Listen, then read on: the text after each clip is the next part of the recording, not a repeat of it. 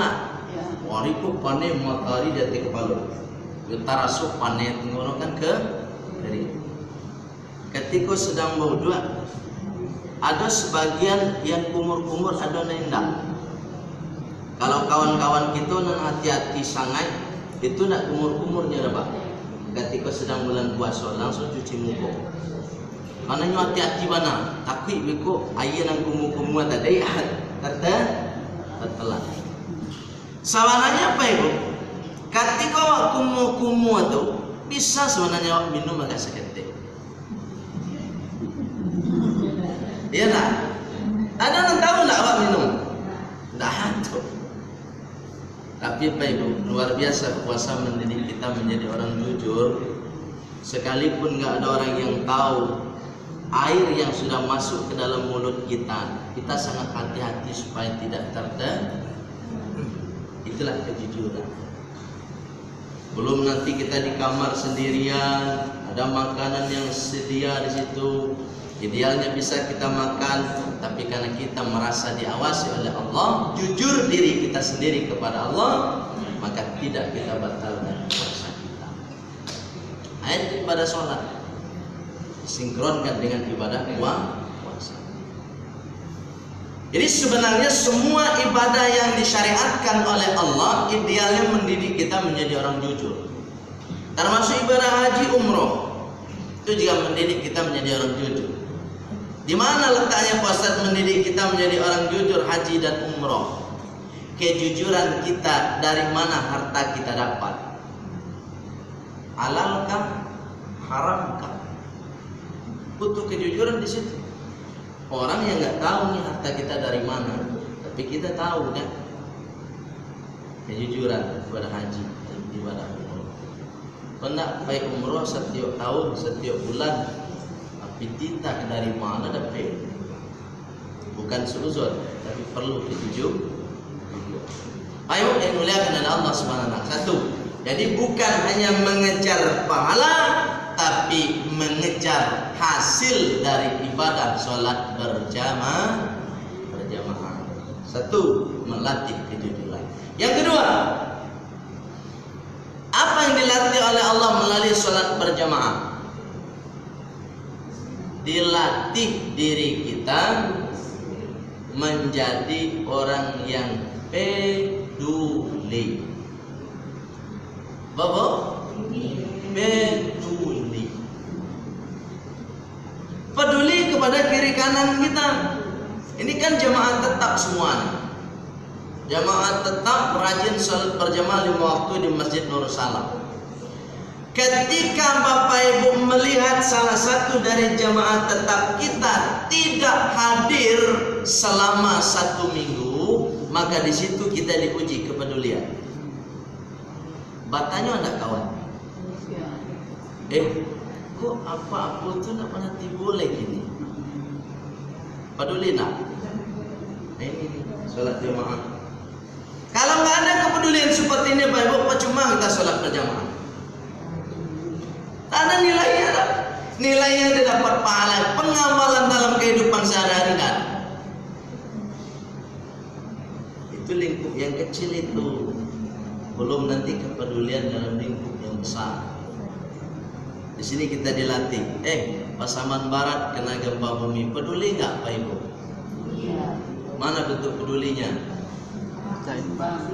Begitu, menyumbang, ya kan?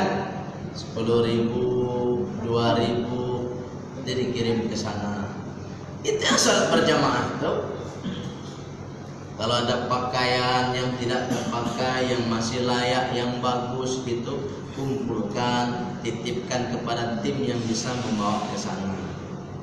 Begitu. Ambut 3 kali ke Pasaman Barat membawa bantuan dari jamaah masjid-masjid musola, pakaian, makanan, ya sandang dan pangan itu, ke Kajai itu kan. 3 tahap ke situ. Buat safari dakwah ke masjid, kemudian kami sampaikan, alhamdulillah Pak Ibu, jamaah semangat itu mengumpulkan pakaian yang masih rancak tuh, Kan banyak awak daripada mengundang rangi di rumah pakaian kok ancak yang tanya sebenarnya. Tapi paham? Baik bu inuliakan oleh Allah. Kepedulian diajarkan melalui sholat. Jangan sampai awak rajin sholat berjamaah, namun dan di sebelah awak tidak pernah kenal awak. Itu makanya selesai sholat wassalam awak. Kalau ada orang baru salam, tanyo, dari mawa, sianamu, itu yang sholat berjamaah tuh. Mana? Assalamualaikum warahmatullah, Assalamualaikum warahmatullah. Amalun juga sih pulang lagi. Ada mana itu kok? Batan dah sewatalu, bazikir dulu, kecil pakai kuat tadi kan. Habis bazikir basamu, berdoa dulu, itu cara ni. Baik yang muliakan oleh Allah Subhanahu Wa Taala, itulah pelajaran atau nilai-nilai moral dari ibadah sholat berjamaah yang kita lakukan. Bukan hanya pahala yang kita kejar, tapi amalan dalam kehidupan sehari-hari. Kejujuran kita terapkan dalam kehidupan sehari-hari. Kepedulian kita terapkan dalam kehidupan sehari-hari. Baik bu, ini lihat oleh Allah Subhanahu Wa Taala. Di adzan masuk, ada pertanyaan tak? Ada. Tadi kan ada masalah uangnya ketika contohnya kita barisan depan Pak. Jadi sampai dua kan sebenarnya makan untuk kita, kita barisan pertama. Jadi kalau kita ingin berduduk, berarti kita melewati stop yang kedua. Padahal tidak boleh kan melewati orang yang lain juga. Terus. Jadi memang itu kondisional, kondisional.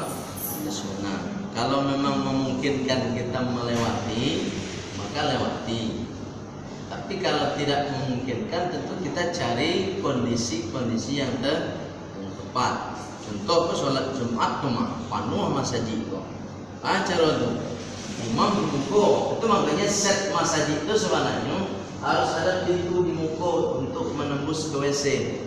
Jadi kalau nyempang imam batal, sedang Jumat cuma ramai baca kira-kira. Tentu harus melewati pintu dan set masjid itu sebenarnya supaya lebih rancang untuk mengantisipasi. Tahu dalam perjalanan beko adonan terjadi model itu. Kira-kira, ya. Yang dimakasih melewati orang sholat tidak melihat itu ya memang tidak ada sebab, tidak ada unsur darurat. Yang kalau itu kan unsur darurat. Cari kondisinya kan, kamu akan lewat kira-kira kondisinya kan. Jadi yang dimaksud di situ itu memang wak sedang sholat, tidak ada kepentingan apa-apa, wak lewat. Itu makanya pakai setro, pakai apa namanya itu pembatas itu biasanya dikasih kayu atau semacam apa supaya kode, jangan malah kalau ada yang lewat perlu dibeginikan, ya kan kita. Nah, itu tanpa sebab. Kalau gini kan ada sebabnya. Darurat, wah sedang sholat buang angin gitu. Jadi cari kondisinya bagus, ya, cari keadaan. Nah, di mau posisi jika lewat gitu kan. Kalau bisa, alhamdulillah. Kalau tidak bisa, kita harus cari kondisi yang lain. Baik, itu kira-kira ya. Mudah-mudahan bisa dipahami. Nggak ada lagi? Dalam berjamaah sunan yang diajarkan oleh Nabi adalah sunan yang bagus, yang baik. Bagaimana Ustaz? Sebenarnya laki-laki, dewasa, anak-anak laki-laki, kemudian anak-anak perempuan, ibu-ibu di yang paling belakang. Bagaimana yang bagus, yang susunan jamaah apa Ibu? Susunan jamaah memang diutamakan yang dewasa, yang sudah balik gitu. Kalau bisa jangan disela-selai oleh anak-anak yang belum balik, apalagi belum sunat. Karena kesucian anak yang belum sunat tentu belum terjamin. Kalau sudah sunat kan sudah terjamin kesuciannya insyaallah kan gitu. Oleh sebab itu kalau bisa anak-anak itu dia diposisikan di depan dulu, nan dewasa aja dulu. Nan dewa dan sudah balik. anak ketek kan kadang-kadang nyo nak lo sholat lo lari-lari lo biko kan. Jadi sakwat tapi bu. Jadi itu ya Bu ya, posisikan Kalau anak perempuan, yang perempuan sama di belakang juga. Ibu-ibu yang dewasa di muka. Tapi biasanya di masjid dan musola karena kita mengantisipasi tidak ribut, ada beberapa masjid dia tidak bersamaan dengan sholatnya jamaah gitu. Selesai jamaah sholat baru nanti kalau ngajinya malam itu baru dia membuat sholat tersendiri dan imamnya kadang-kadang anak itu sendiri. Bagus juga itu seperti itu supaya melatih anak-anak antisipasi supaya nggak ribut. Sebab ada masjid itu ketika sholat bersamaan dengan anak-anak justru terganggu orang tua, orang nandewa. Akibatnya nanti apa? Orang tua itu beram, nggak usah pergi ke masjid lain, melarang orang pergi ke masjid, salah pula. Itu. Jadi pandai-pandainya kita mengantisipasi itu. Ya Bu ya. Itu kira-kira. Apa boleh Pak? Awak tahu yang buat lagu angin. Sudah tu tak tahu Rasulullah nak kenal Rasulullah lagu angin itu. Orang tamat langsung sembahyang. Itu langkah awak. Sholatnya tidak sah Pak. Tidak sah. Karena kita syarat sah sholat itu harus suci. Kalau buang angin. Kalau diuduk dia tahu Rasulullah buang angin. Dia uduk. Ayah tidak ada. Sah sholat Pak. Itu nak bau dua sama lain. Cuma kalau alun bau dua Pak tetapnya sholat Bapak tidak sah. Karena dia belum bersuci. Pas karena Pak, Bapak tadi lah kan tweet mah gitu kan. Langsung bau dua Pak naik masuk sholat balik. Baru mantap. Ya Pak ya. Jadi lanjutlah Pak. Baik, barangkali itu saja Pak Ibu untuk pertemuan ini, mudah-mudahan bisa dipahami kemudian bisa diamalkan. Mohon maaf Pak Ibu kalau ada salah, sebabkan salah datangnya dari Ibu pribadi. Wahdu nambana atas bimbingan hidayah Allah Subhanahu wa taala. Kita tutup dengan doa penutup majelis. Subhanakallahumma wa bihamdika asyhadu an la ilaha illa anta astaghfiruka wa atubu ilaik. Walhamdulillahirabbil alamin. Assalamualaikum warahmatullahi wabarakatuh. Body, I'm an icon, man. And my girl about a 10. I should fuck her in a bed.